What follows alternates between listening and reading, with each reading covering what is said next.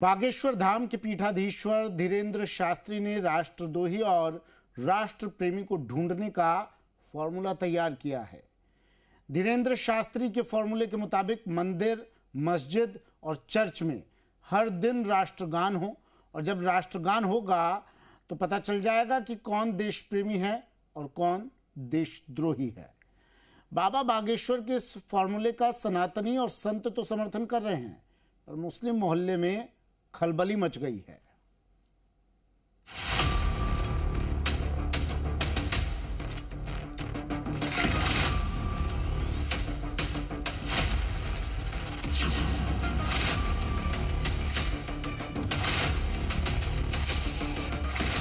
मंदिरों में, मस्जिदों में, गिरजाघरों में राष्ट्रीय गान बजाएगा।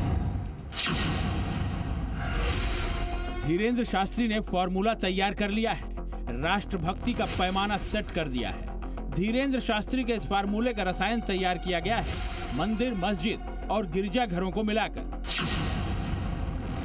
देश प्रेमियों की पहचान के लिए तय किए गए फॉर्मूले के तहत दो खांचे बनाए गए हैं। पहला है देशभक्ति का, दूसरा है देशद्रोह का।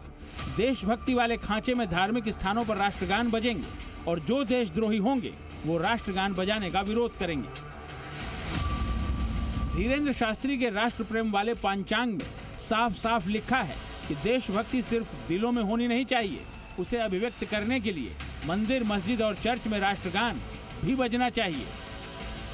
देश थोड़ा खतरनाक है, कई लोगों को मिर्ची लगी, पर लगे हमको टेंशन नहीं।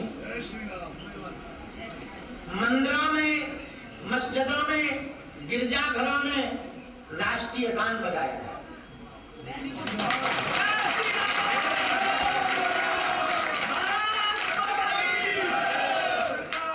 भले ही सप्ताह में एक दिन बजाया जाए, लेकिन बजाया जाए ताकि देशभक्त, देशद्रोही सामने लाया जाए।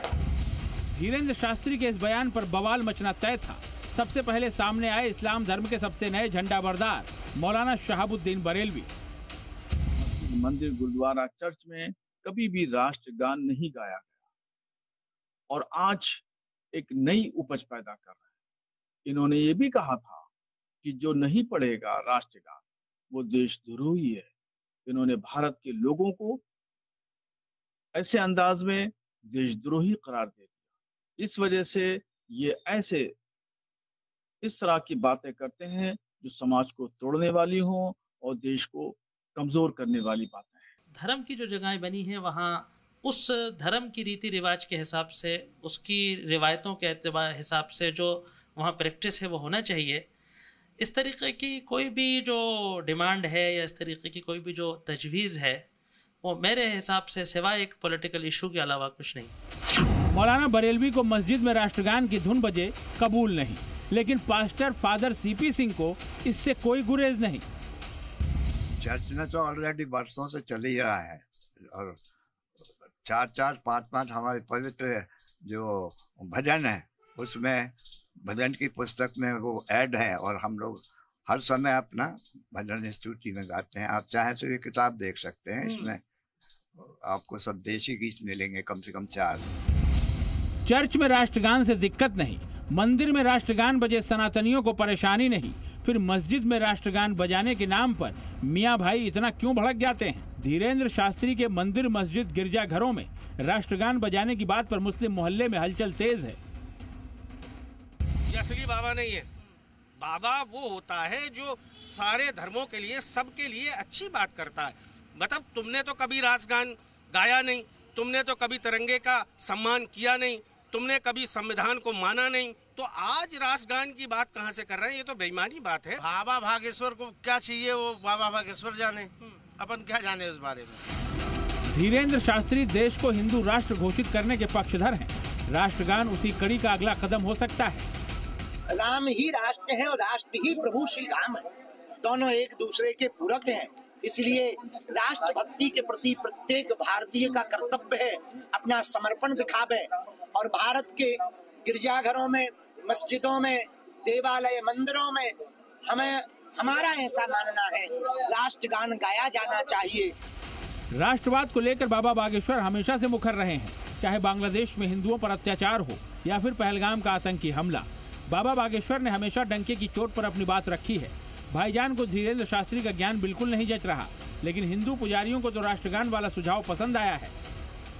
देखिए, बाबा बागेश्वर धाम इस समय जिस तरह से राष्ट्र के प्रति और राम के प्रति वो मुखर होकर बोल रहे हैं, देश में रहने वाली एक बड़ी आबादी उनको फॉलो कर रही है और उनके विचारों से सहमत है। तो अगर उन्होंने इस बात को कहा है कि राम के साथ राष्ट्र होना चाहिए, तो इसमें कोई गलत बात नहीं है। बागेश्वर धाम पीठाधीश्वर धीरेन्द्र शास्त्री जी का कहना है कि चाहे गुरुद्वारा हो, चाहे मंदिर हो, चाहे मस्जिद हो, सब जगह राष्ट्र गान होना चाहिए। इनके बात का हम सभी साधु संत कर रहे हैं समर्थन। क्यों? ये हिंदुस्तान है और जिस राष्ट्र में हम रहते हैं उस राष्ट्र का गान होना चाहिए।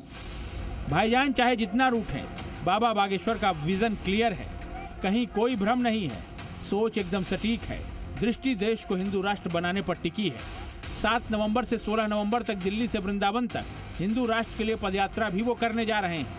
इस पदयात्रा का कुल मार्ग करीब 140 किलोमीटर का होगा। बाबा बागेश्वर चाहते हैं कि देश हिंदू राष्ट्र बने, इसका मंत्र भी उन्होंने दे दिया है। 24 घंटे में 1 घंटा तुम्हारा, हिंदू राष्ट्र हमारा।